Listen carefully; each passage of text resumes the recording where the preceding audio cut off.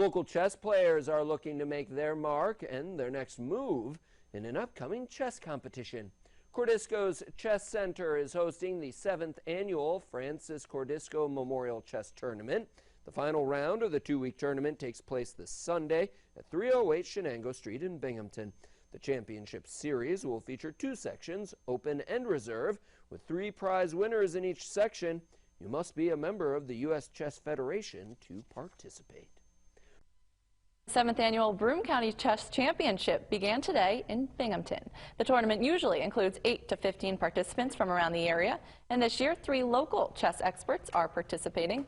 Those interested in playing don't have to qualify for the tournament, but it is necessary for players to belong to the U.S. Chess Federation. People of all ages were welcome to come and take part in the event. You don't have to be the greatest player in the world. You don't have to be the worst player. Anyone can play. That's the good thing about chess. Is a great sport where you can be 8 years old and new and 80 years old and played for your whole life, and you can still play each other. It's pretty cool. Aside from the championships, 8 to 10 chess tournaments are held every year in the Southern Tier. The final day of the championship tournament is next. Filled the room at Cordisco's Chess Center in Binghamton as 8 people went against each other at this year's 7th annual Broome County Chess Championship Francis Cordisco Memorial. Young and experienced chess players battled it out on the board in a series of games organized by the U.S. Chess Federation. The prize, $500 and bragging rights. Chess coordinator John Cordisco says that this game is really for anyone. This is one of those games where an 8-year-old can play an 80-year-old, and it's happened before, where the 8-year-old actually wins. It's one of those sports that your age doesn't really matter, just your mental ability. The final to the championship will be held tomorrow from 10 a.m. to 4 p.m. at Cordisco's Chess Center. Hi folks, John Cordisco back again. This is a game I played in my 7th annual Broome County Chess Championship Francis Cordisco Memorial. It was played back towards the end of April 2016. I'm white. My opponent is a very young man. Zhou is his name. He's an up-and-comer in this area.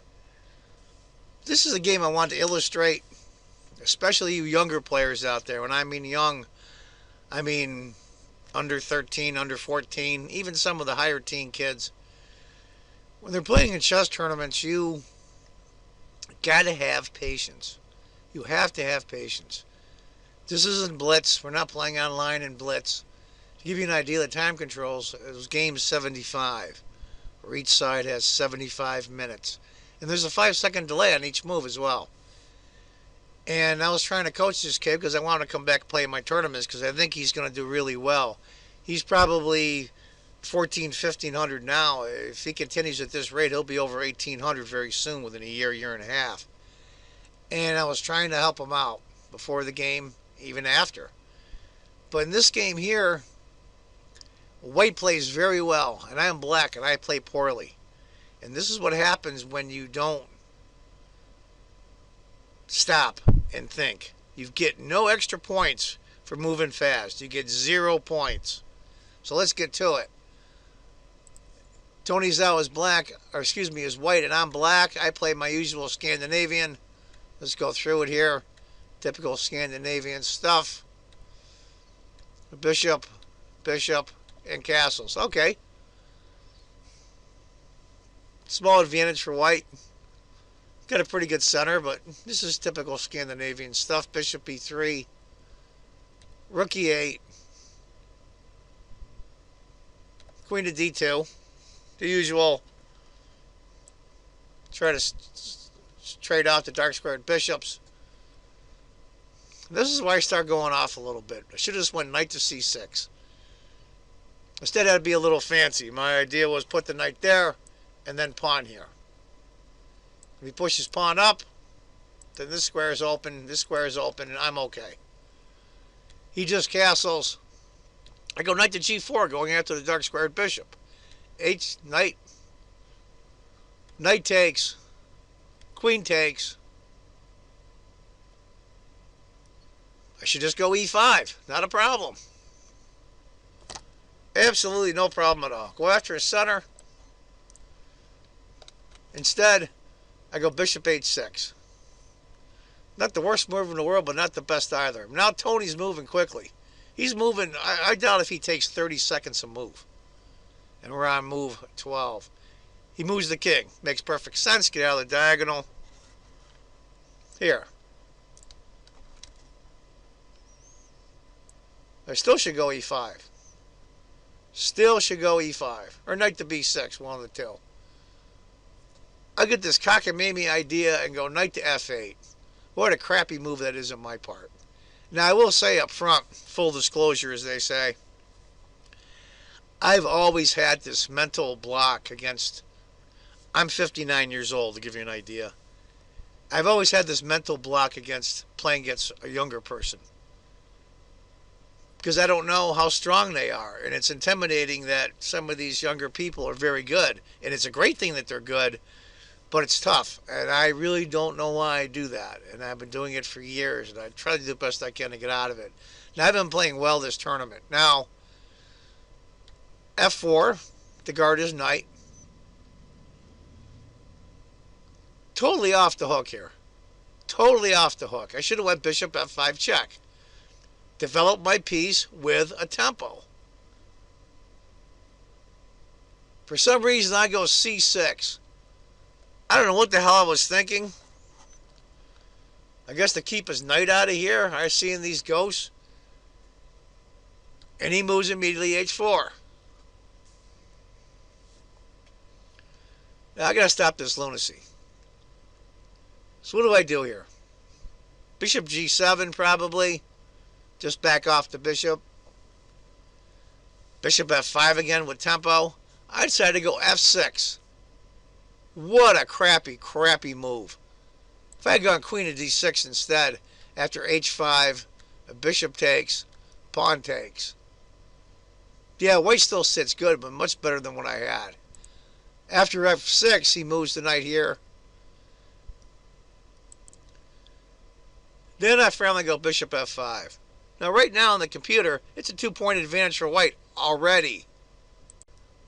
g4, of course. At this point, I'm so disgusted. My mental state right now is like, you know what? I'm an idiot, and I've got to do the best I can. Bishop takes. e6 was worth considering, I think, but after bishop takes, knight takes. Queen c7. Now I'm starting to play a little more normal. Now my position is a mess. g5, of course. Bishop g7. And now he goes h5. Now this kid is moving instantly. When I say instantly, I doubt, and we're on move 20, I doubt if he's taking 30 seconds. Now remember, this is game 75. He has 75 minutes. I doubt by now, and by move 20, he's used 10, 12 minutes. f5, just to try to close some of this up. He goes knight to c5. Probably should have went e6. Decided to go b6 to kick the knight. The knight goes there. Knight takes, queen takes, check. King f8.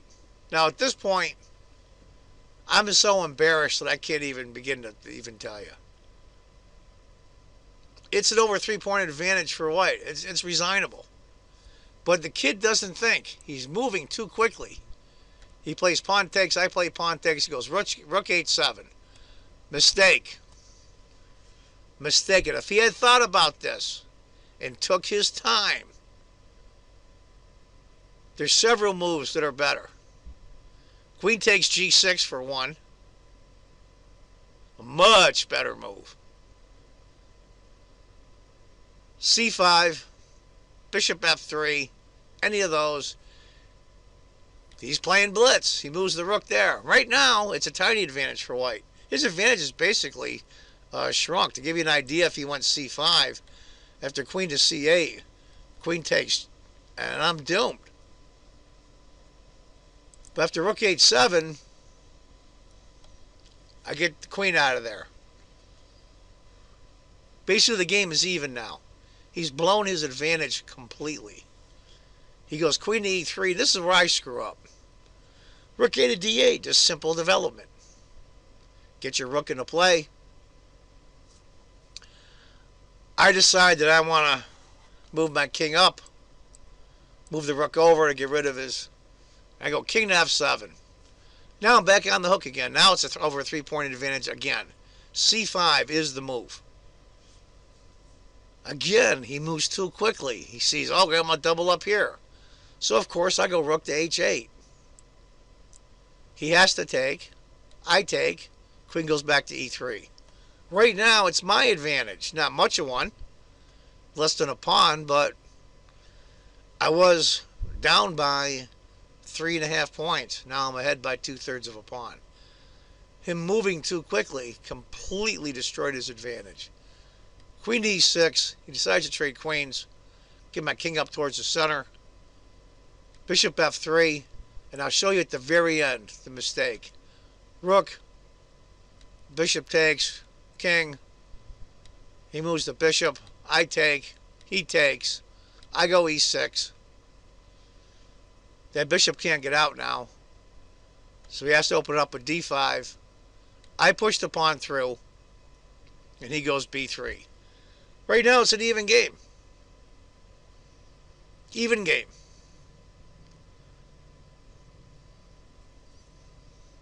Rook f2.